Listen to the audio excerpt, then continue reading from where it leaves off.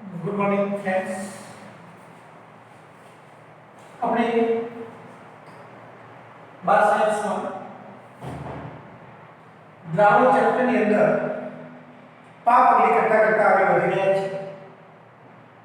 સરસ મજાની સાંદ્રતા દર્શાવવાની જુદી જુદી રીતોના આપણે નવા નવા એક્ઝામ્પલ્સ આપણી સામે મૂક્યા. આજે બુક્સ ઉપર આધારિત કેટલાક એક્ઝામ્પલને અહીંયા આપણે ન્યાય આપવાનો પ્રયત્ન કરી રહ્યા છીએ. પહેલું જ આપણી બુકમાં આપેલો દાખલો કોયડો 2.1. પહેલો દાખલો બુકના ઉદાહરણ એમાં તમે જોઈ શકો છો શું આપ્યું છે 20% દળથી. હવે જ્યારે શબ્દ દળથી વપરાય દળથી ત્યારે સમજવાનું કે પરસેન્ટેજ W/W 20% દળથી ઇથિલિન ગ્લાયકોલ જેનું સૂત્ર છે C2H6O2 ધરાવતા દ્રાવણમાં ઇથિલિન ગ્લાયકોલનો મોલસ દળ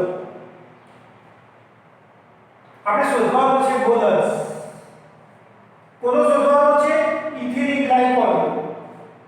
અને આપણે તમને ખબર છે કે ઇથિલિન ગ્લાયકોલનું સૂત્ર આપણે ભણ્યા હતા. ઇથિલિન ગ્લાયકોલ આને કહેવાય CN2CN2OH આને ઇથિલિન ગ્લાયકોલ કહેવાય. આ નામ છે ઇથિલિન ગ્લાયકોલ. આનું બીજું નામ છે ઇથેન.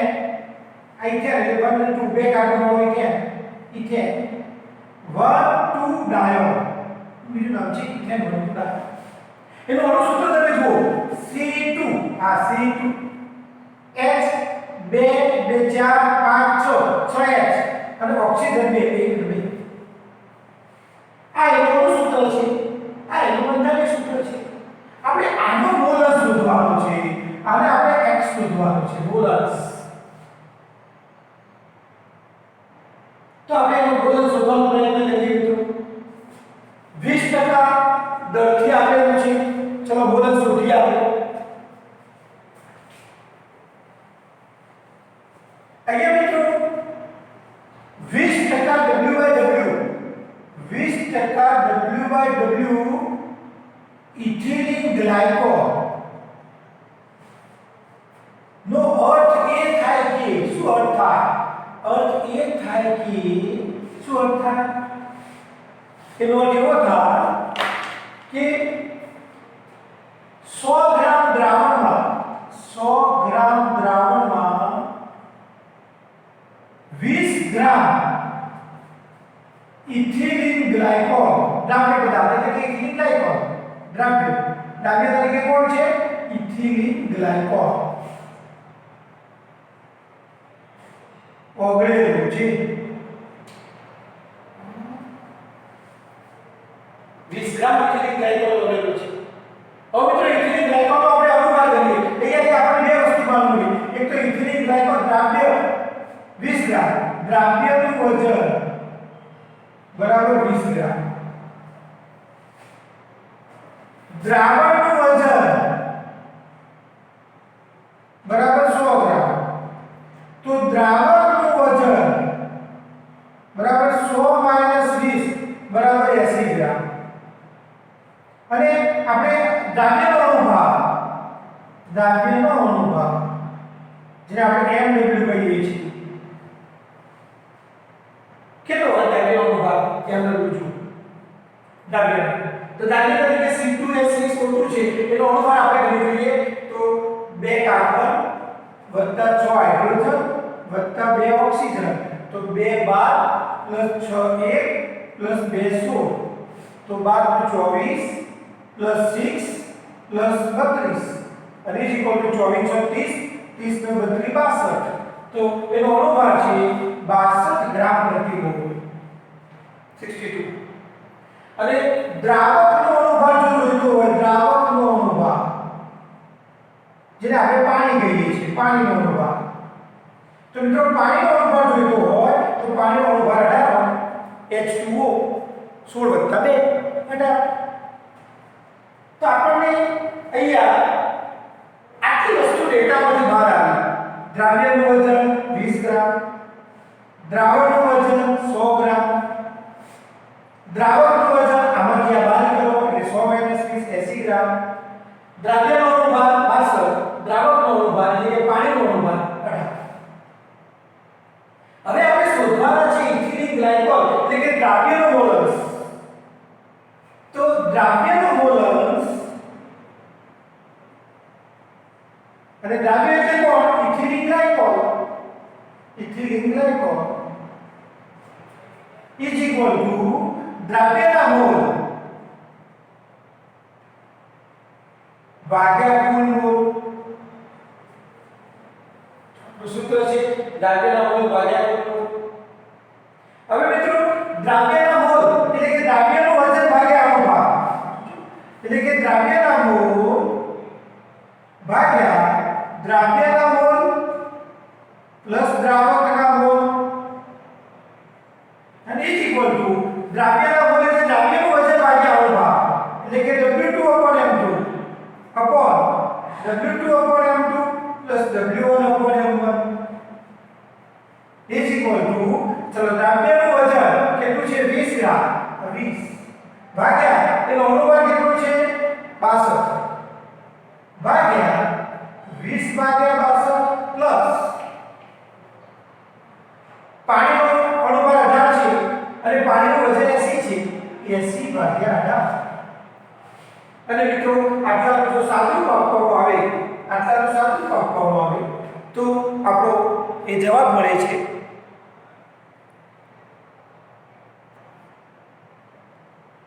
0.068.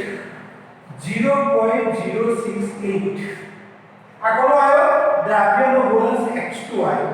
દ્રાવ્યનો મોલસ ઇથિલિન ગ્લાયકોલનો મોલસ મળી ગયો જવાબ. શું કર્યું આપણે? ફરી 20% W/W. ઇથિલિન ગ્લાયકોલનો અર્થ એ થાય કે 100 ગ્રામ દ્રાવણમાં 20 ગ્રામ ઇથિલિન ગ્લાયકોલ એટલે કે દ્રાવ્ય પદાર્થ ઓગળેલું છે. જો 100 ગ્રામ દ્રાવણમાં 20 ગ્રામ તેમાંથી 20 ગ્રામ દ્રાવ્યનું વજન આવે, 100 ગ્રામ દ્રાવણનું વજન આવે. તો દ્રાવકનું વજન આમાંથી બહાર કરીએ તો 100 - 20 80 ગ્રામ આવે. દ્રાવ્યનો અણુભાર શોધ્યો. આ પદાર્થનો અણુભાર 62 અને પાણીનો અણુભાર 18. સૂત્ર છે આપણું દ્રાવ્યનો મોલસ બરાબર દ્રાવ્યના મોલ ભાગ્યા કુલ મોલ. અને કુલ મોલ એટલે દ્રાવ્યના મોલ પ્લસ દ્રાવકના મોલ. તો મોલ એટલે વજન ભાગ્યા અણુભાર.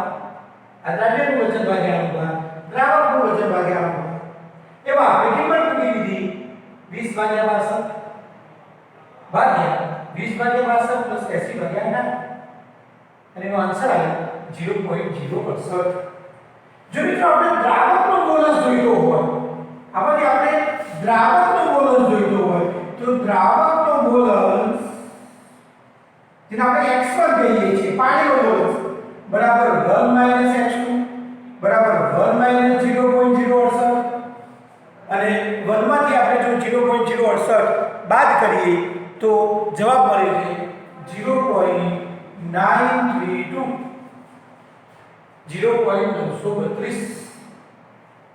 સરસ મજાનો આપણો દ્રાવકનો મોલસ મળ્યો. જે પૂછેલો નથી, આપણે માત્ર ગણવાનું છે દ્રાવ્યનો જ, પણ સતો આપણે દ્રાવકનો મોલસ પણ શોધ્યો. તો સરસ મજાનો એક એક્ઝામ્પલ તમારી નજરો સામે છે, આપ જોઈ શકો છો.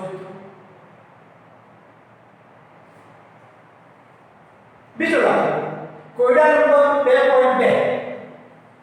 450 મિલી દ્રાવણમાં 5 ગ્રામ NaOH ધરાવતા દ્રાવણની મોલારિટી ગણો. હવે મિત્રો મોલારિટીનું સૂત્ર છે, ચલો આનું સોલ્યુશન. આપણું મોલારિટીનું સૂત્ર છે 1000 × W / V milli × mW is equal to 1000 × W. 5 gram NaOH આ W છે, આ આપણો W છે. તો કેટલો W છે? આ આપણું 20 મિલી છે, આ આપણું 20 મિલી છે, આ 20 મિલી છે, આ W છે. તો 5 ભાગ્યા 20 મિલી છે 450 અને ગુણ્યા NaOH નો અણુભાર થાય 40. આનું સાદુરૂપ આપીએ તો સીધો આન્સર મળી જાય. તો એનું સાદુરૂપ આપવાથી આપણો આન્સર મળે છે 0.278. 0.278 મોલર. આ આપણી મોલારિટી આવી, આપણો આન્સર આવે. કેટલા સરસ મજાના એક્ઝામ્પલ છે. આઈ વાત કરીએ. એ વાત કોયડો 2.3 એમાં શોધવાની છે મોલારિટી. ચલો એનું સોલ્યુશન કરીએ. તો મિત્રો મોલારિટીનું સૂત્ર છે 1000 ગુણ્યા W upon W0 ગુણ્યા mW. જ્યાં W બરાબર દ્રાવ્યનું વજન, જુઓ W બરાબર દ્રાવ્યનું વજન, અને દ્રાવ્યનું વજન કેટલું છે 2.5 ગ્રામ, અને W0 બરાબર દ્રાવકનું વજન, અને દ્રાવકનું વજન કેટલું છે 75 ગ્રામ. હા, અણુભાર એસિટિક એસિડનો અણુભાર આપણે કરી જોઈએ. તો અણુભાર mW દ્રાવ્ય પદાર્થનો અણુભાર શોધવાનો છે. દ્રાવ્ય પદાર્થ તરીકે એસિટિક એસિડ છે, તો એસિટિક એસિડનો અણુભાર આપણે કરી જોઈએ. તો મિત્રો CH3COOH એનો અણુભાર કરીએ તો કાર્બન 2 છે, હાઇડ્રોજન 4 છે, ઓક્સિજન 2 છે, અને હાઇડ્રોજન 4 છે. તો 2 12 + 2 16 + 4 1, અને 12 = 24 + 32 + 4. તો 4 × 6 = 4 10 ની શું વધીએ 4 × 6 60. એનો અણુભાર થાય છે અહીંયા 60 ગ્રામ પ્રતિ મોલ. કોનો અણુભાર છે હવે એસિટિક એસિડનો અણુભાર. તો આમાં કિંમતો મૂકી દઈએ તો 1000 ગુણ્યા W તરીકે 2.5 ભાગ્યા W0 તરીકે 75 ગુણ્યા એનો અણુભાર 60.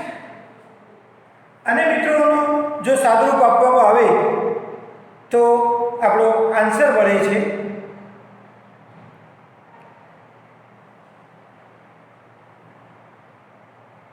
0.0417.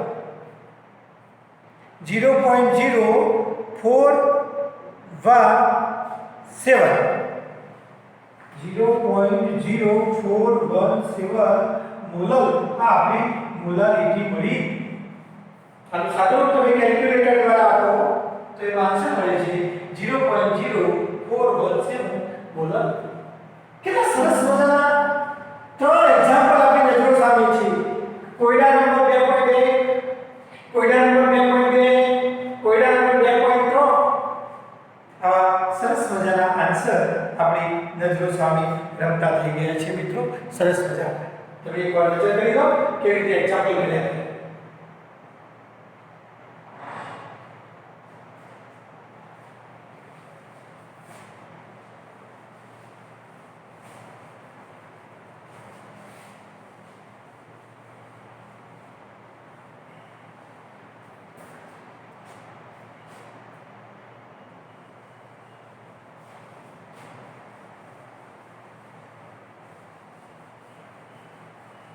મિત્રો હજુ પણ આગળ દાખલાઓની દુનિયા આપણી ચાલુ છે.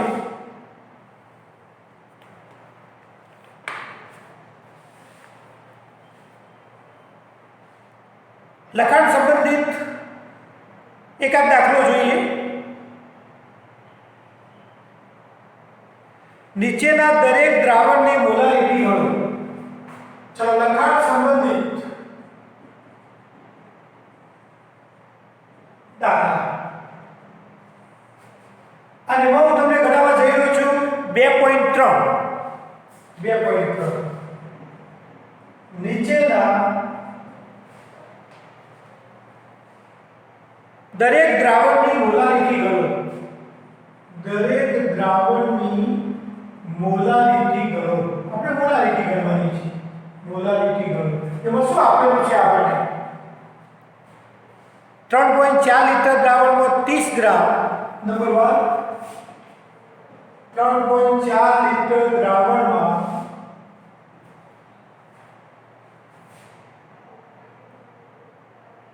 30 gram cobalt nitrate 4.3 30 gram cobalt nitrate CONO3 twice into 6S2 into 6S2. બીજો નંબરમાં આપણને આપેલું છે 30 મિલી 0.5 મોલર H2SO4 30 મિલી 0.5 મોલર H2SO4 સલ્ફ્યુરિક એસિડ નું મંદન કરી 500 મિલી દ્રાવણ બનાવવામાં આવ્યું નું મંદન કરી 500 મિલી દ્રાવણ બનાવવામાં આવ્યું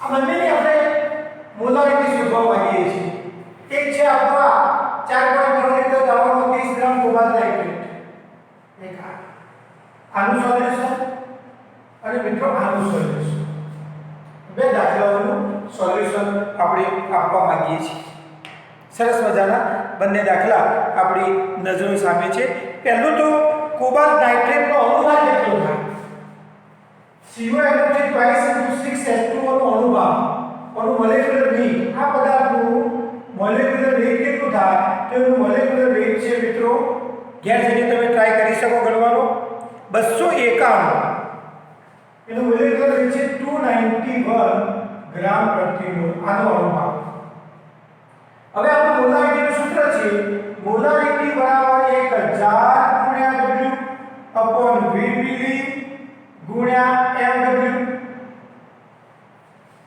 તો 1000 ગુણ્યા દાબ્ય પદાર્થનું વજન કેટલું છે આ આપણું W છે આ આપણું W છે તો 30 ગ્રામ આ આપણું લીટરમાં છે એટલે મિલીમાં ફેરવીએ તો 1000 વડે ગુણી દઈએ તો 4300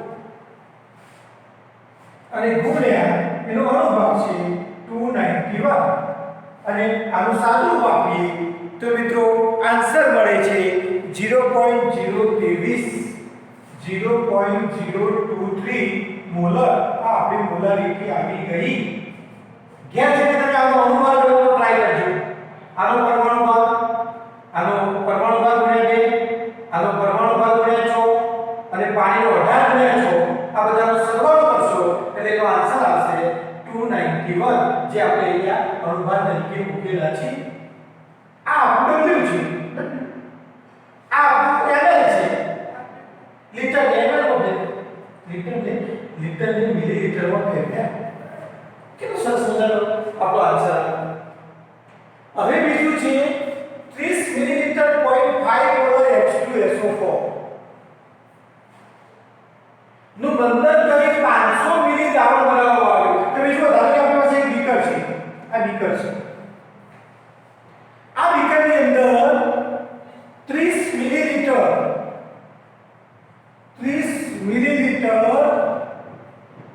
0.5 મોલર H2SO4 છે 30 મિલીલીટર 0.5 મોલર H2SO4 છે હવે આની અંદર તમે પાણી નાખી આમાં તમે પાણી નાખી આને બનાવી દીધું 500 મિલી એ આટલું બધું બનાવી દીધું પાણી નાખી અને બનાવી દીધું 500 મિલી દ્રાવણ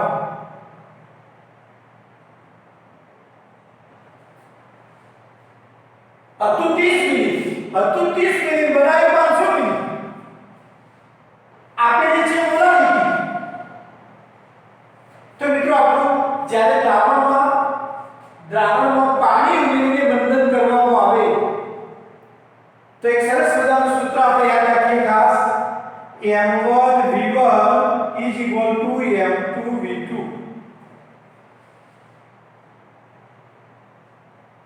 આ આપણું જૂનું દ્રાવણ છે આ આપણું નવું દ્રાવણ છે હા એની એસિડિકતા કે બેઝિકતા આપણે અહીંયા ગણવા પડે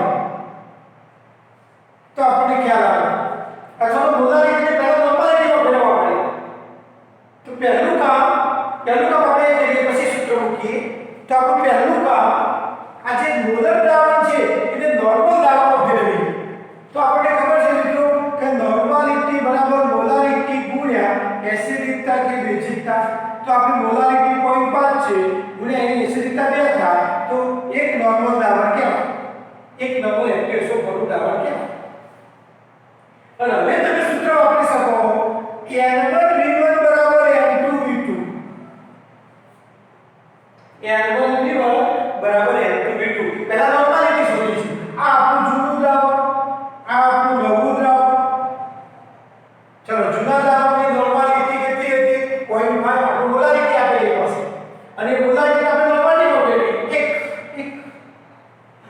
કાં તો 0.5 મોલર H2SO4 એટલે 1 નોર્મલ H2SO4 કહેવાય 0.5 મોલર એટલે 1 નોર્મલ તો 1 ગુણ્યા એનું કદ કેટલું છે 30 મિલીલીટર ઇઝ ઇક્વલ ટુ નવી નોર્માલિટી આપણે શોધવાની છે આ નવી નોર્માલિટી આપણે શોધવાની છે અને ગુણ્યા એનું કદ કેટલું કરવામાં આવ્યું 500 મિલીલીટર કરવામાં આવ્યું 500 મિલીલીટર નવા તો N2 ઇઝ ઇક્વલ ટુ 1 ગુણ્યા 30 ભાગ્યા 500 1 ગુણ્યા 30 ભાગ્યા 500 તો મિત્રો સાદું વાપરીએ તો આપણને નોર્માલિટી મળે 1 ગુણ્યા 30 ભાગ્યા 500 કરીએ તો 0.015 સાદું આપણે આપી જોઈએ 60 ભાગ્યા 100 30 ભાગ્યા 50 એટલે કે 60 ભાગ્યા 100 એટલે એક બિંદુ ઉડી ગયું 6 ભાગ્યા 10 0.6 નોર્મલ 0.6 નોર્મલ હવે આ નોર્માલિટીની મોલારિટી કરીએ તો પાછું સૂત્ર વાપરીએ કે નોર્માલિટી બરાબર મોલારિટી ગુણ્યા એસિડિકતા કે બેઝિકતા આપણી પાસે નોર્માલિટી છે તો 0.6 બરાબર મોલારિટી ગુણ્યા એની બેઝિકતા 2 છે and therefore molarity બરાબર 0.6 by 2 is equal to 0.3 molar તો આપણી આ મોલારિટી આવી 0.3 મોલર આપણો આન્સર આવ્યો 0.3 મોલર પણ આ 500 મિલી દ્રાવણમાં છે તો 500 મિલી દ્રાવણમાં 0.3 મોલર તો 1000 મિલી દ્રાવણમાં કેટલું તો આપણે 1000 મિલી દ્રાવણનો આન્સર શોધીએ તો 1000 ગુણ્યા 0.3 ભાગ્યા 500 તો ઇઝ ઇક્વલ ટુ 500 * 1000 એટલે કે 0.6 મોલર આપણો આન્સર આવે 0.6 મોલર કારણ આપણો આન્સર 0.3 મોલર આવી એ 500 મિલીમાં આવી તો 500 મિલીમાં 0.3 છે તો 1000 મિલીમાં કેટલી હોય એનાથી ડબલ હોય તો આપણો આન્સર આવ્યો 0.6 મોલર તો મિત્રો આ રીતે પહેલા તમે નોર્માલિટી પ્રમાણે કર્યું એને મોલારિટીમાં ફેરવ્યા અને બે વડે ગુણી દીધા એટલે આપણો આન્સર આવ્યો 0.6 મોલર આ રીતે મિત્રો બધા અલગ અલગ પ્રકારના આપણે દાખલા કરી શકીએ તમારી પાસે એક નવું સૂત્ર આવે તમારી પાસે આ એક નવું સૂત્ર દરેક વ્યક્તિ આનું નોંધ કરી આ નવું સૂત્ર એક વસ્તુ ધ્યાન રાખો મોલારિટી આપેલી હોય તો એને નોર્માલિટીમાં ફેરવી અને પછી આ સૂત્ર વાપરવાનું નહીં તો એસિડિકતા કે બેઝિકતા અંદર ને ધ્યાનમાં લેવી પડે અને ધ્યાનમાં ન લેવી હોય તો આપણે આ સૂત્ર વાપરીએ અને અહીંયા તમે ઘણી ભૂલી દીધું એટલે ઓટોમેટિક એસિડિકતા કે બેઝિકતા ધ્યાનમાં આવી ગઈ અને પછી તમે આ સૂત્ર વાપરી શકો જો તમારે આમાં મોલારિટીનું સૂત્ર સીધું જ વાપરવું હોય તો તમારે શું કરવું પડે કે ભાઈ IM1V1 બરાબર IM2V2 આવા પ્રકારનું સૂત્ર તમારે વાપરવું પડે એના બદલે આપણે આ પ્રમાણે કેલ્ક્યુલેશન કરીએ તો આપણો આન્સર ફટાફટ મળી જાય કેવો સરસ મજાનો દાખલો છે તમે જોઈ શકો છો મિત્રો કેવો દાખલો સરસ મજાનો છે એકવાર નજર કરી લો કે આપણે આ એક્ઝામ્પલ કેવી રીતે ગણ્યો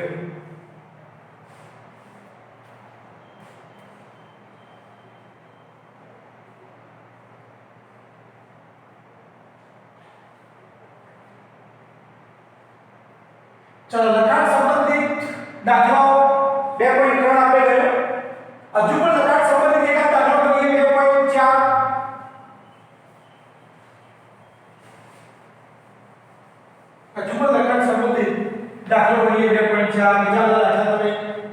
પણ ટ્રાય કરી શકો. બુક્સની અંદર ગણીને જ આપેલા છે. ચલો લખાણ સંબંધિત 2.4 2.5 kilogram 0.25 mall 2.5 kilogram 0.25 mall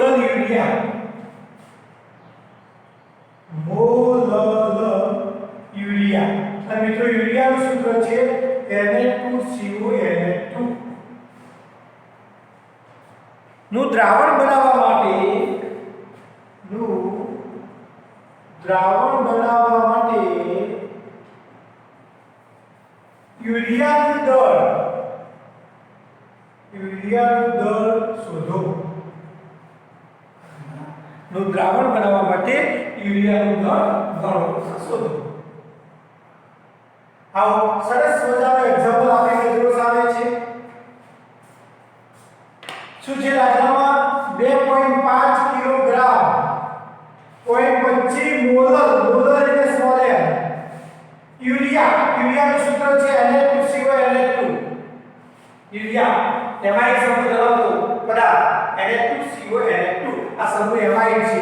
CO Na2 સમૂહ છે ને એને એમાઇડ સમૂહ કહેવાય. આ આપણો એમાઇડ સમૂહ છે.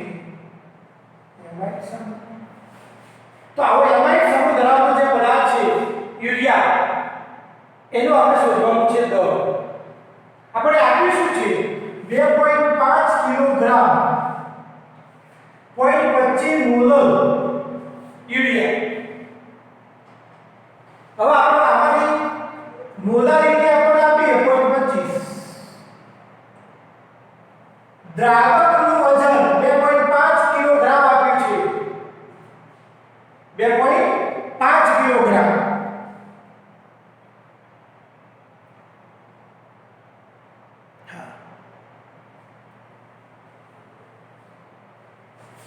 પોઈન્ટ 25 મોલર લોટ શું થાય મિત્રો? પોઈન્ટ 25 મોલર લોટ એવો થાય 1000 ગ્રામ દ્રાવકમાં 0.25 મોલ દ્રાવ્ય પદાર્થ એટલે કે યુરિયા ઓગળેલું છે. તો પહેલા એનો અર્થ કરી દઈએ કે 0.25 મોલર યુરિયા નો અર્થ એ થાય કે શું અર્થ થાય જો 1000 ગ્રામ દ્રાવકમાં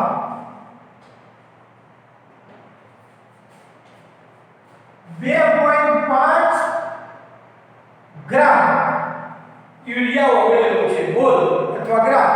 કેટલું 0.25 મોલ યુરિયા ઓગળેલો છે. 1000 ગ્રામ દ્રાવકમાં 0.25 મોલ યુરિયા ઓગળેલો છે. હવે તમને બધાને ખબર છે મિત્રો મોલ બરાબર વજન ભાગ્યા અનુપાત. મોલ બરાબર વજન ભાગ્યા અનુપાત. તો મોલ બરાબર વજન ભાગ્યા અનુપાત. હા મોલ આપણને આપેલા છે વજન આપણે શોધીશું. હા આનો અનુપાત કેટલો? તો Na2CO Na2 નો અનુપાત આપણે કરીએ તો એનો અનુપાત છે 2n વત્તા C વત્તા O વત્તા 4 હાઇડ્રોજન. તો E = 2, નાઇટ્રોજન તો 14, કાર્બન તો 12, ઓક્સિજન તો 16 અને હાઇડ્રોજન તો 1 એટલે કે 14 = 28 વત્તા 12 વત્તા 16 વત્તા 4. તો એનો આન્સર 28 12 16 4 20. તો આપણે 10 ની શરૂઆત દઈએ 2 ને 3 4 5 6 60 થાય. એનો અનુપાત થાય 60. તો અહીંયા તમે લઈ શકો 60 અને નું વજન બરાબર 0.25 ગુણ્યા 60. 0.25 ગુણ્યા 60 એટલે 15 ગ્રામ યુરિયા.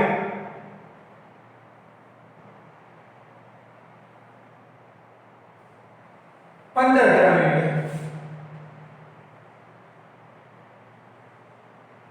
યુરિયાનું વજન. યુરિયાનું વજન કેટલામાં યુરિયાનું વજન આવ્યું?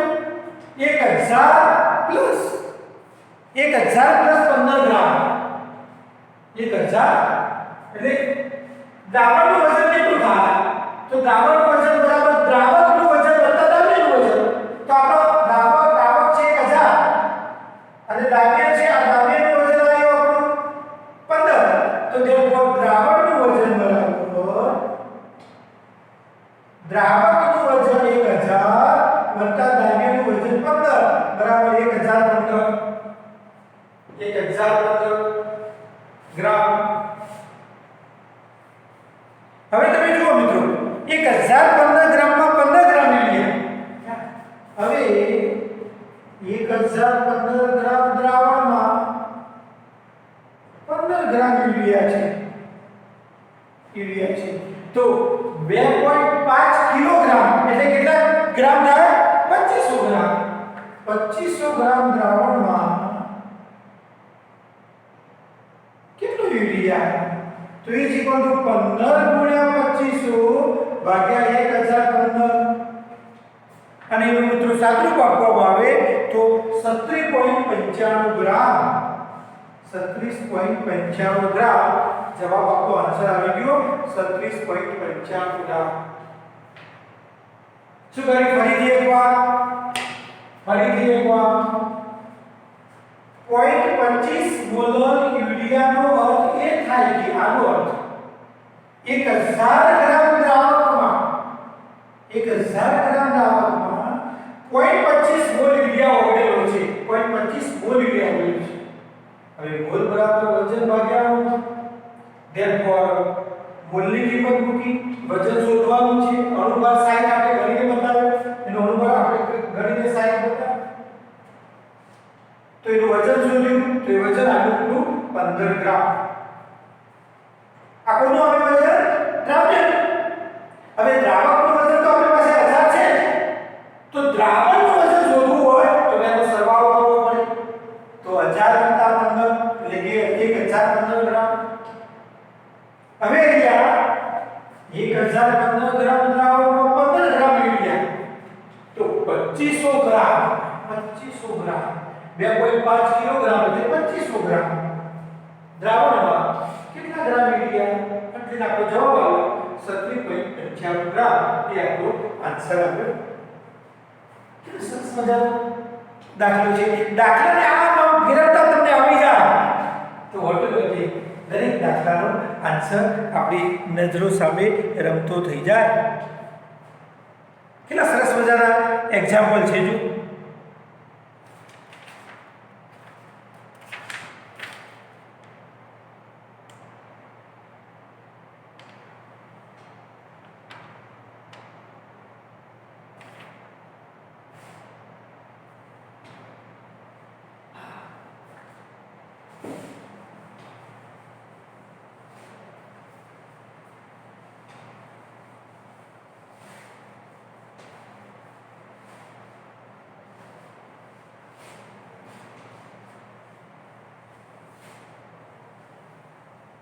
ચલો કોયડો લઈએ 2.2 કોયડો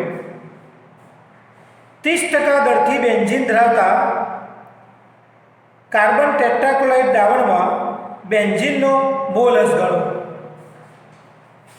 30% દરથી આ દરથી બોલે સમજી લેવાનું પર્સન્ટેજ W/W બેન્ઝીન ધરાવતા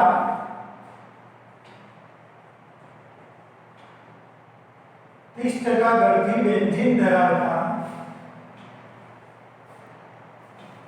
કાર્બન ટેટ્રાક્લોરાઇડ દ્રાવણમાં CCl4 દ્રાવણમાં બેન્ઝીનનો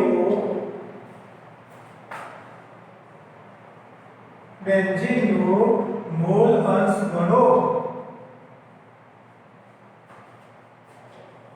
આનું આપણે સોલ્યુશન કરવા માટે જઈ રહ્યા છીએ. આનું આપણે સોલ્યુશન કરવા જઈ રહ્યા છીએ.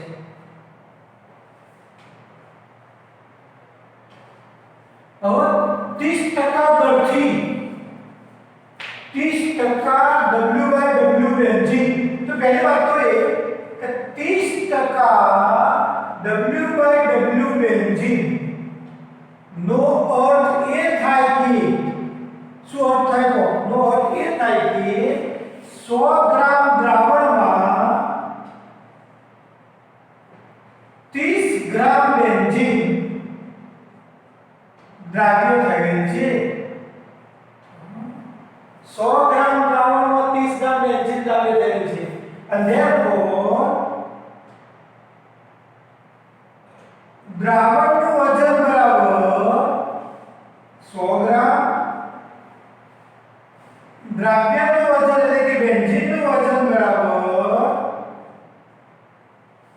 30 ગ્રામ અને દ્રાવક એટલે કે CCl4 કાર્બન ટેટ્રાક્લોરાઇડ નું વજન બરાબર 100 - 30 અને ઇઝ ઇક્વલ ટુ 70 ગ્રામ ત્રણ વસ્તુ આપણી પાસે બહાર આવી આમાંથી હવે મિત્રો બેન્ઝીનનો અણુભાર શોધી લઈએ તો બેન્ઝીનનો અણુભાર હવે બેન્ઝીનનું સૂત્ર છે આપણું બેન્ઝીન એટલે C6H6 એટલે 6 કાર્બન વત્તા 6 હાઇડ્રોજન બરાબર 6 બાર વત્તા 6 1 અને 12 વત્તા 6 બરાબર 78 એટલે કે બેન્ઝીનનો અણુભાર છે 78 ગ્રામ પ્રતિ મોલ 78 ગ્રામ પ્રતિ મોલ C6H6 12 વત્તા 6 72 78 હા CCl4 નો આપણે અણુભાર શોધી લઈએ તો CCl4 C વત્તા 4Cl C એટલે 12 કાર્બન ક્લોરીનનો 32.5 અને 12 પ્લસ 71 ગુણ્યા 2 2 કે 2 7 142 અને 142 વત્તા 12 એટલે 2 4 4 5 154 CCl4 નો અણુભાર 154 ગ્રામ પ્રતિ મોલ આનો અણુભાર તો અહીંયા લખી દઉં છું CCl4 નો અણુભાર બરાબર 154 ગ્રામ પ્રતિ મોલ આપણે ગણી લીધું કાર્બનનો પરમાણુ ભાર 12 ક્લોરીનનો પરમાણુ ભાર 35.5 આપણે યાદ રાખો ક્લોરીન કેવું લખીએ છીએ 17Cl 35.5 આ એનો પરમાણુ ભાર કહેવાય આ પરમાણુ ક્રમાંક કહેવાય આ પરમાણુ ભાર કહેવાય કાર્બનમાં પણ આપણે કેવું લખીએ છીએ 6C12 તો આ ભાર શું છે એનો પરમાણુ ભાર અને સ શું છે એનો પરમાણુ ક્રમાંક તો મિત્રો તમે જોઈ શકો છો અહીંયા આપણો 154 મળ્યો અને હવે આપણે બંનેના મોલસ ગણીએ તો નંબર 1 બેન્ઝીનનો મોલસ બરાબર બેન્ઝીન જે આપણો દ્રાવ્ય પદાર્થ છે મોલસ બરાબર બેન્ઝીનના મોલ ભાગ્યા કુલ મોલ અને કુલ મોલ એટલે બેન્ઝીનના મોલ પ્લસ CCl4 ના મોલ જો હવે ઇઝ ઇક્વલ ટુ બેન્ઝીનના મોલ એટલે બેન્ઝીનનું વજન ભાગ્યા અણુભાર ભાગ્યા બેન્ઝીનનું વજન ભાગ્યા અણુભાર પ્લસ કાર્બન ટેટ્રાક્લોરાઇડનું વજન ભાગ્યા અણુભાર ચલો બેન્ઝીનનું વજન કેટલું છે જુઓ બેન્ઝીનનું વજન 30 ગ્રામ 30 ભાગ્યા એનો અણુભાર કેટલો છે 78 અપોન 30 ભાગ્યા 78 પ્લસ કાર્બન ટેટ્રાક્લોરાઇડનું વજન કેટલું છે 70 તો 70 ભાગ્યા એનો અણુભાર કેટલો છે 154 અને મિત્રો આનું સાદું રૂપ આપવામાં આવે તો આપણે બેન્ઝીનના મોલસ મળે છે એનો જવાબ મળે છે 0.458 હા નંબર 2 આપણે CCl4 નો મોલસ શોધવો હોય એટલે કે દ્રાવકનો તો 1 -0.458 એકમાંથી આપણે બાદ કરી દઈએ તો એનો આન્સર આપણને મળે 0.45 એકમાંથી બાદ કરી દઈએ તો 0.452 આવો આપણે આન્સર મળે છે 542 આ આપણો દ્રાવકનો મોલસ મળ્યો તો આપણને પૂછેલું છે આ પૂછ્યું છે આ માંગી નથી આ માંગી છે મસ્ત શું કરી દઈએ એકવાર 30% નો અર્થ એ થાય કે શું અર્થ થાય આનો અર્થ શું થાય? આટલા મોલ શું થાય? 30% W/W બેન્ઝીન 100 ગ્રામ દ્રાવણમાં 30 ગ્રામ બેન્ઝીન દ્રાવ્ય થયેલ છે. therefore દ્રાવણનું વજન બરાબર 100 ગ્રામ અને બેન્ઝીનનું વજન બરાબર 30 ગ્રામ. તો એમાં રહેલા દ્રાવકનું વજન કેટલું હોય? આમાંથી બાદ કરીએ એટલું હોય CCl ફોર્મ્યુલા 70 હોય. આ બંનેના આપણે અનુભાગ લઈએ. બંનેના અનુભાગ બેન્ઝીન અને કાર્બન ટેટ્રાક્લોરાઇડ. અને પછી આપણે સૂત્ર મૂક્યું કે બેન્ઝીનનો મોલ શોધવો હોય તો એના પોતાના મોલ ભાગ્યા કુલ મોલ, અને કુલ મોલ એટલે બેન્ઝીનના મોલ પ્લસ કાર્બન ટેટ્રાક્લોરાઇડના મોલ. બેન્ઝીનના મોલ એટલે વજન ભાગ્યા અનુભાગ, અને કાર્બન ટેટ્રાક્લોરાઇડનું વજન ભાગ્યા અનુભાગ. આનું વજન કેટલું છે? 30, અનુભાગ 30. બેન્ઝીનનું અનુભાગ 30. અને કાર્બન ટેટ્રાક્લોરાઇડનું વજન ભાગ્યા અનુભાગ, તો કાર્બન ટેટ્રાનું વજન કેટલું છે? 70. એનો અનુભાગ કેટલો છે? 154. તો 70 ભાગ્યા 154. આટલાનું સાદું આપવામાં આવે તો આન્સર મળે છે 0.458. કોનો આવ્યો? આ બેન્ઝીનનો મોલ અંશ, દ્રાવ્યનો મોલ અંશ, જેને આપણે x2 તરીકે પણ લઈ શકીએ. આ x1 તરીકે લેવાનું. અને આપણને બધાને ખબર છે x1 બરાબર 1 x2. કેમ? દ્રાવણમાં ઓગળેલા બધા જ ઘટકોના મોલ અંશનો સરવાળો હંમેશા 1 થાય. આ સૂત્ર આપણને બધાને ખબર છે કે ભાઈ x1 x2 1. તો આપણે x1 શોધવાનો હોય તો x1 બરાબર 1 x2. x1 બરાબર 1 x2. આન્સર આપણો. આ રીતે મિત્રો આપણે સરસ મજાના દાખલાઓ ગણી શકીએ, દાખલાઓની દુનિયામાં જઈ શકીએ. હવે મિત્રો થોડો તમને થિયરીની દુનિયામાં લઈ જઉં છું.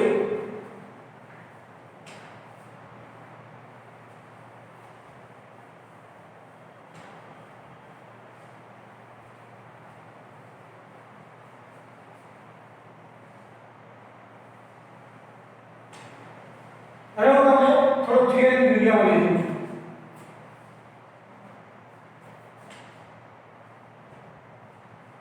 તમને યાદ હોય તો આપણે પહેલા લેક્ચરની અંદર આપણે દ્રાવણોના પ્રકારો શીખ્યા હતા. કેટલા પ્રકારના દ્રાવણો હતા? 9 પ્રકારના. એમાં એક વસ્તુ યાદ કરો, CO2 પાણી લઈએ. આ દ્રાવ્ય છે, આ દ્રાવક છે, આ વાયુ છે, આ પ્રવાહી છે. તો આપણે આવું ક્યાં ભણ્યા કે જેમાં દ્રાવક પ્રવાહી હોય અને દ્રાવ્ય વાયુ હોય તેવું ઉદાહરણ શોધી પાડો. કયું દ્રાવક કહેવાય? આ પ્રવાહી દ્રાવણ કહેવાય. અને પ્રવાહી દ્રાવણનો જે પ્રકાર હતો એમાં આ એક પ્રકાર છે CO2 પાણી. તો આના પર આપણે પ્રશ્ન બનાવીએ.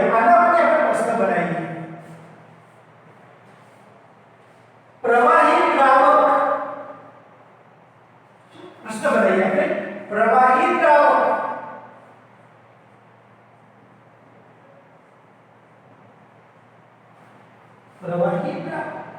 અને વાયુરૂપ દ્રાવ્ય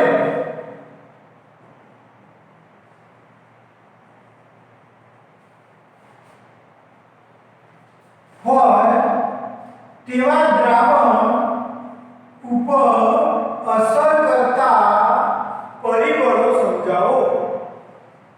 નવો પ્રશ્ન આપણે બનાવ્યો. શું હોય? ફરીથી એકવાર. પ્રવાહી દ્રાવક એટલે પાણી. પ્રવાહી દ્રાવક એટલે પાણી. અને વાયુરૂપ દ્રાવ્ય અને વાયુરૂપ દ્રાવ્ય એટલે શું? અને આપણે ભેગું થાય શું બને ખબર છે? સોડા વોટર બની જાય. આ બંને ભેગું થાય એટલે સોડા વોટર બને. સરસ મજાની વાત કરી છે ને કે તારક મહેતા કા ઉલ્ટા ચશ્મામાં કેવા સોડા પીતા હોય છે હોશિયાર હોય છે આ સોડા બોટલ તો પાણીમાં કાર્બન ડાયોક્સાઇડ ઓગળે ધારો કે આપણી પાસે આ બીકર છે આ બીકર છે આ બંધ પાત્ર છે બંધ પાત્ર એમાં બે વસ્તુ ભરેલી છે આપણી પાસે પાણી છે અંદર પાણી છે અને વત્તા કાર્બન ડાયોક્સાઇડ વાયુ ભરેલો છે અંદરથી આપણે કાર્બન ડાયોક્સાઇડ વાયુ દાખલ કરેલો છે CO2 વાયુ ઓગળેલો છે તો બંધ પાત્રની અંદર પાણીમાં કાર્બન ડાયોક્સાઇડ વાયુ ઓગાળેલો છે અને સરસ મજાનું સોડા બોટલનું દ્રાવણ બનાવ્યું છે તો આવા સોડા બોટલ પર અસર કરતા પરિબળો કેટલા તો આવા પર અસર કરતા મિત્રો 3 પરિબળો છે નંબર 1 દ્રાવક અને દ્રાવ્યનો સ્વભાવ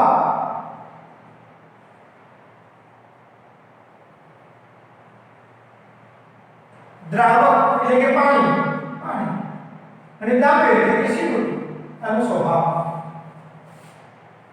નંબર 2 તાપમાનની અસર અને નંબર 3 દબાણની અસર ત્રણ વસ્તુ આપણે અભ્યાસ કરવાનો છે સમજીએ કેવી રીતે દ્રાવક અને દ્રાવ્યનો સ્વભાવ મિત્રો એ જે કાર્બન ડાયોક્સાઇડ ઓગળે છે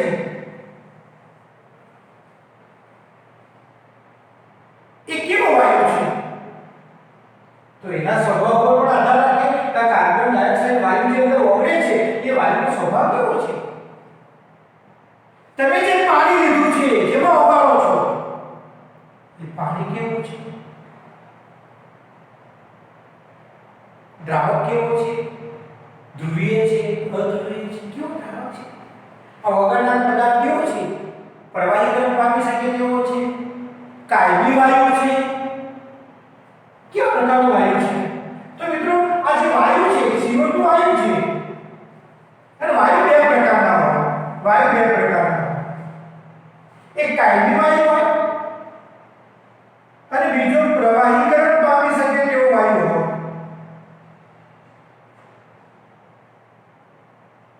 બે પ્રકારના વાયુ એક કાયમી વાયુ આ હવામાં જે બધા વાયુઓ રહ્યા દાખલા તરીકે H2 2N2 આ બધા વાયુઓ કાયમી વાયુઓ છે જેનું પ્રવાહીકરણ થતું નથી એ હવામાં ફરતા હોય કદી પ્રવાહીકરણ ન થાય અને કેટલાક વાયુઓનું પ્રવાહીકરણ થતું હોય જે કાયમી ન હોય તો એવા વાયુ કયા આ પોતે CO2 એમોનિયા હાઇડ્રોજન સલ્ફાઇડ આ બધા વાયુઓ પ્રવાહીકરણ થાય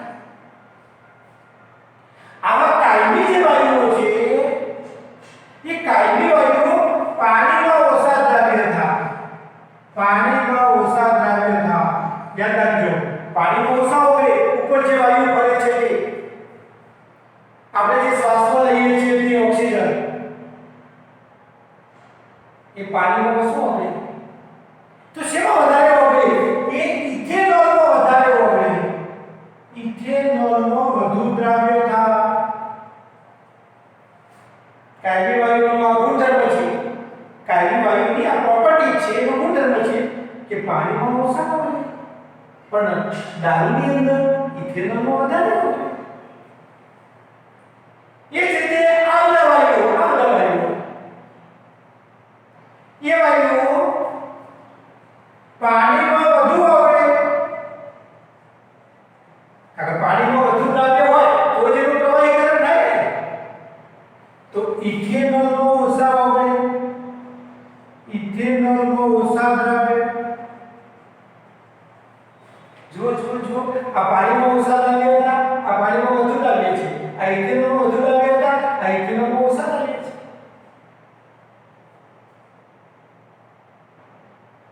તો અહીંયા લીધેલો કાર્બન ડાયોક્સાઇડ તમે લીધો છે શું કાર્બન ડાયોક્સાઇડ એ કેવો છે પ્રવાહીકરણ પામી શકે તેવો વાયુ છે એનો સ્વભાવ છે એ શું થાય પાણીમાં વધુ ઓગળી જાય અને ઇથેનોલમાં ઓછો ઓગળે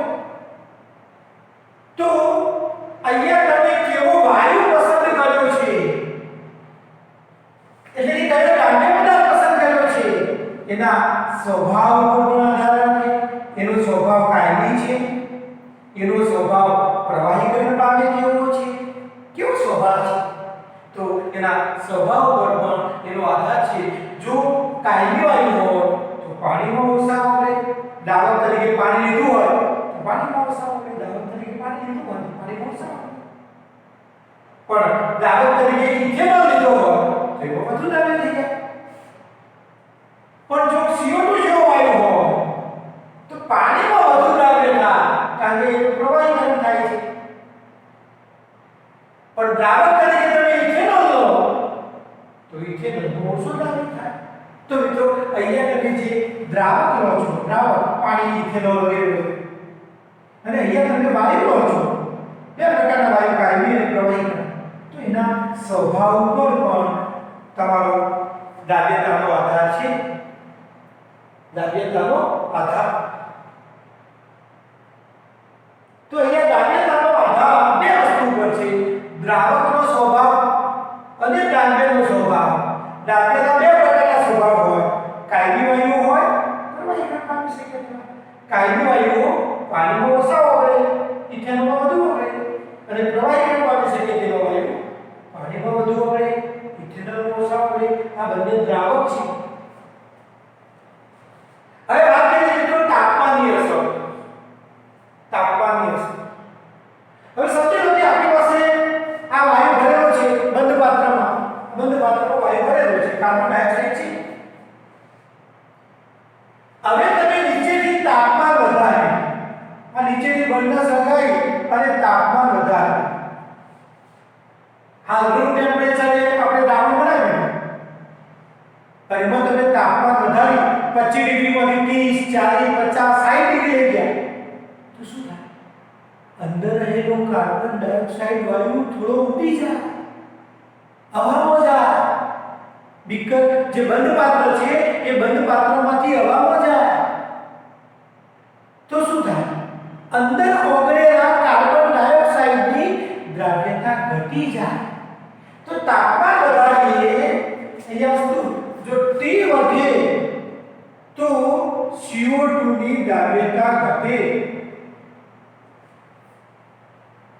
એનો જે થાય આપણે દ્રાવ્યતાને S કરીને આપણે દર્શાવીએ તો T ચલે છે 1/S. જો આ વધે તો દ્રાવ્યતા ઘટે. હવે તાપમાન વધારવાથી અંદર રહેલો કાર્બન ડાયોક્સાઇડ એ ઉડી જાય છે, હવામાં પાછો જાય છે, બંધ પાત્રમાંથી જતો રહે છે. પરિણામે એની સાંદ્રતા ઘટે છે, અને સાંદ્રતા ઘટવાથી આ દ્રાવ્યતા પણ ઘટે છે. એ સિવાય બીજી રીતે સમજીએ મિત્રો તો આપણને ખબર છે કે ભાઈ પ્રવાહી કરતા વાયુ, આપણે પ્રવાહી ભેગું લીધું છે અને એમાં વાયુ ભેગો કર્યો છે. પ્રવાહી તરીકે આપણે લીધું છે પાણી અને વાયુ તરીકે આપણે લીધું છે CO2, અને એમાંથી આપણે બનાવીએ છીએ દ્રાવણ. અને આવું થવાથી કઈક ઊર્જા ઉત્પન્ન થાય છે. ઊર્જા ઉત્પન્ન થાય, અને ઊર્જા ઉત્પન્ન થતી હોવાથી આ પ્રક્રિયા ઉષ્માક્ષેપક પ્રક્રિયા કહેવાય. કઈ પ્રક્રિયા છે? ઉષ્માક્ષેપક પ્રક્રિયા. અંદર ધોરણ 11 સાયન્સમાં ભણ્યા છો મિત્રો, લેટેલિયરનો સિદ્ધાંત કે ભાઈ ઉષ્માક્ષેપક પ્રક્રિયા માટે જો તાપમાન વધારવામાં આવે, આ બંનેને એક બંધ પાત્રમાં ભરવામાં આવે, આ બંનેને બંધ પાત્રમાં ભરી દીધા, અંદર નીચેથી તાપમાન વધારી પ્રક્રિયા તો ઉષ્માક્ષેપક છે, તો શું થાય? પ્રક્રિયા પ્રતિગામી દિશામાં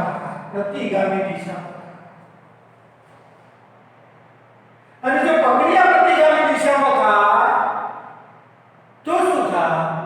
દ્રાવણમાં જે ઓગળેલો CO2 છે, દ્રાવણમાં જે ઓગળેલો CO2 છે એ પાછો જતો રહે, ઓછો થઈ જાય. એટલે કે CO2 ની દ્રવ્યતા ઘટી જાય કારણ કે પ્રક્રિયા ઉષ્માક્ષેપક છે આપણે એક વાક્ય મસ્ત ભણ્યા છીએ કે ભાઈ ઉષ્માક્ષેપક પ્રક્રિયા માટે લસેટેલિયનના સિદ્ધાંત મુજબ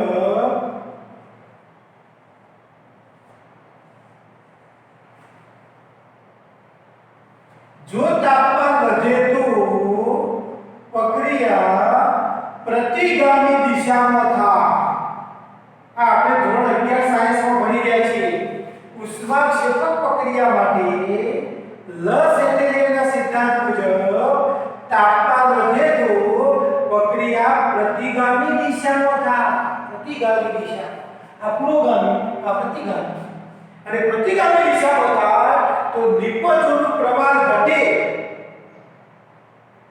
મીન્સ કે દ્રાવણમાં ઓગળેલો CO2 ઓછો થાય દ્રવ્યતા ઘટી જાય અને પરિણામે દ્રવ્યતા ઘટે છે તો તાપમાન વધે તો ઉષ્માક્ષેપક પ્રક્રિયા માટે હંમેશા પ્રતિગામી દિશામાં પ્રક્રિયા થાય તેથી દ્રવ્યતા ઘટે અને આવું થાય તો દ્રવ્યતા ઘટે સરસ મજાનું આ વાક્ય દરેક આ વાક્ય નોંધ કરીએ ઉષ્માક્ષેપક પ્રક્રિયા માટે લસેટેલિયનના સિદ્ધાંત મુજબ તાપમાન વધે તો પ્રક્રિયા પ્રતિગામી દિશામાં થાય અને પ્રતિગામી દિશામાં થાય આમ થાય તો આમાં જે CO2 ઓગળ્યો છે એ ઘટી જાય દ્રવ્યતા ઘટે સીધી વાત છે તો આ આપણી તાપમાનની અસર તો તાપમાન વધારીએ તો શું થાય અંદર ઓગળેલો CO2 બહાર નીકળી જાય CO2 વાયુ અને એ CO2 બહાર નીકળે તો દ્રવ્યતા ઘટે મીન્સ કે તાપમાન વધારવાથી દ્રવ્યતા ઘટે છે બીજી રીતે સમજ્યા જ્યારે પાણીમાં વાયુ ઓગાળવામાં આવે છે ને દ્રાવણ બનાવવામાં આવે છે ત્યારે તેમાંથી ઊર્જા ઉત્પન્ન થાય છે આ પ્રક્રિયા ઉષ્માક્ષેપક છે અને ઉષ્માક્ષેપક પ્રક્રિયા માટે લસેટેલિયનના સિદ્ધાંત મુજબ જો તાપમાન વધારવામાં આવે તો પ્રક્રિયા પ્રતિગામી દિશામાં થાય ઊંધી થાય અને પ્રક્રિયા ઊંધી થાય પ્રતિગામી તો જે દ્રાવણમાં ઓગળેલો CO2 છે એ પાછો જાય તો દ્રવ્યતા ઘટી જાય માટે અહીંયા CO2 ની દ્રવ્યતા ઘટે છે અને છેલ્લી અસર આપણે સમજીએ મિત્રો દબાણની અસર છેલ્લી અસર સમજીએ દબાણની અસર કેવું બધું છે જો કેમિસ્ટ્રી કેવું છે અહીંયા આપણે સમજીએ છીએ દબાણની અસર છેલ્લી અસર દબાણની અસર નંબર 3 દબાણની અસર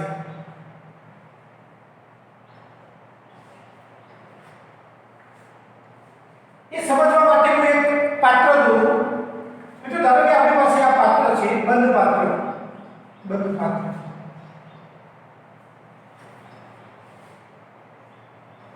એમાં ઉપર CO2 વાયુ છે અને નીચે પાણી વત્તા CO2 બધું ભેગું છે અહીં નીચે જે છે એ CO2 પ્લસ પાણી છે એટલે કે દ્રાવણ છે નીચે આપણું દ્રાવણ છે અને ઉપર એકલો દ્રાવ્ય છે આ બંને વચ્ચે સરસ મજાનું સંતુલન સ્થપાયેલું છે અંદર બીકરની અંદર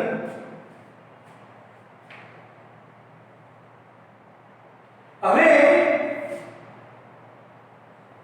આ જ પાત્રની અંદર CO2 અને પાણી વચ્ચે અને CO2 વચ્ચે દ્રાવણ અને દ્રાવ્ય વચ્ચે એક પ્રકારનું સંતુલન સ્થપાયેલું છે મીન્સ કે જેટલો પુરોગામી પ્રક્રિયાનો વેગ vf હોય એટલો જ પ્રતિગામી પ્રક્રિયાનો વેગ vr છે એટલે કે vf બરાબર vr છે અહીંયા આવું સંતુલન સ્થપાયેલું છે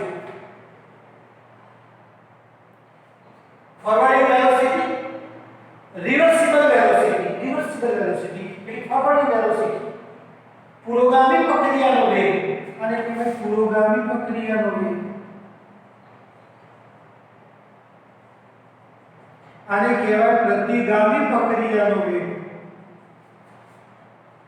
આ બંને વચ્ચે સંતુલન સ્થપાયેલું છે. સરસ મજાના પાણીનો CO2 ઓગળેલો છે. બંને વચ્ચે સંતુલન સ્થપાયેલું છે. કોની વચ્ચે સંતુલન સ્થપાયેલું છે? દ્રાવણ અને દ્રાવ્ય વચ્ચે. દ્રાવ્ય અને દ્રાવણ વચ્ચે સંતુલન સ્થપાયેલું છે. દ્રાવ્ય એટલે CO2 અને દ્રાવણ એટલે CO2 પાણી. આ બંને વચ્ચે સંતુલન સ્થપાયેલું છે. આ પુરોગામી પ્રક્રિયાના વેગને Vf કહેવાય અને પ્રતિગામી પ્રક્રિયાના વેગને Vr કહેવાય. અહીંયા Vf બરાબર Vr છે. હવે મિત્રો તમે આમાં પ્રેશર વધારો છો. સમજો આની અંદર તમે બહારથી પ્રેશર બોર્ડ લાવી અને પ્રેશર વધારી, દબાણ વધારી ઉપરથી. દબાણની અસર કોના ઉપર થાય? વાયુ ઉપર. આપણે જાણીએ છીએ કે વાયુ ઉપર દબાણની અસર વધારે થાય. પ્રવાહીમાં દબાણની અસર નહીવત હોય. ધોરણ 8 માંથી ભણીએ છીએ આપણે. તો મિત્રો આના પર જ્યારે દબાણ વધારવામાં આવે તો શું થાય?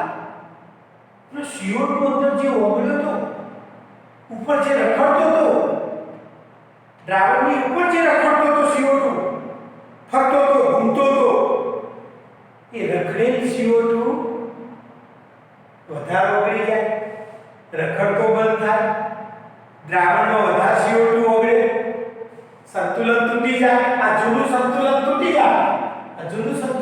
જાય. કેમ તૂટી ગયું? જે CO2 હતો ઉપર રખડતો, એના પર પ્રેશર આપ્યું, દબાણ આપીએ એટલે CO2 વધારે ઓગળે એટલે ઉપર રહેલા CO2 ઘટી જાય, દ્રાવણમાં CO2 વધી જાય. આ દ્રાવણમાં જે CO2 છે એ વધી જાય. દ્રાવણમાં CO2 વધી જાય. દ્રાવકમાં CO2 વધે, દ્રાવકમાં CO2 ઉપરનો દ્રાવ્ય ઘટી જાય પણ અંદર દ્રાવણમાં CO2 વધી જાય તો આ સંતુલન તૂટી જાય. તો પાછું નવું સંતુલન સ્થપાય. તો શું થાય? તમે જુઓ, દબાણ વધારવાથી જે દ્રાવણ બન્યું છે એમાં CO2 વધારે ઓગળ્યો, જે ઉપર રખડતો હતો એ અંદર ઓગળી ગયો. તો દબાણ વધારવાથી P વધારવાથી દ્રાવ્યતા વધે, એટલે કે P ચલે છે S. દબાણ વધારવાથી દ્રાવ્યતા વધે. દબાણ વધાર્યું તો જે CO2 રખડતો હતો એ ઓગળી ગયો, વધારે ઓગળ્યો. તો દ્રાવણમાં CO2 ની માત્રા વધી જાય. નીચે જે દ્રાવણ બન્યું છે એમાં CO2 ની માત્રા વધી જાય. આ દબાણ વધારવાથી દ્રાવ્યતા વધે. કે સરસ મજાની આપણે અસર કરતા પરિબળો જોયા અથવા દ્રાવ્યતાની અસર જોઈ. તો અહીંયા CO2 વત્તા પાણી, સોડા વોટર માટે 3 પ્રકારની આપણે દ્રાવ્ય અને દ્રાવકનો સ્વભાવ એક પરિબળ છે, બીજું પરિબળ છે તાપમાનની અસર અને ત્રીજું પરિબળ છે દબાણની અસર. મિત્રો આવા જ બીજા પરિબળો આપણે નેક્સ્ટ પીરિયડમાં જોઈશું. Thank you very much. ઘરે રહો, સુરક્ષિત રહો, કારણ કે હજુ પણ પરિસ્થિતિ બહારની તમને ખબર છે મિત્રો બહુ ખરાબ છે. અમદાવાદ, બરોડા, સુરત જેવી મોટી સિટીઓની અંદર હજુ પણ પોઝિશન ખરાબ છે. ઘેર રહી આ સરસ મજાના વિડીયો સાંભળતા રહીએ દરેક સરના અને આપણે સમજતા રહીએ. Thank you very much.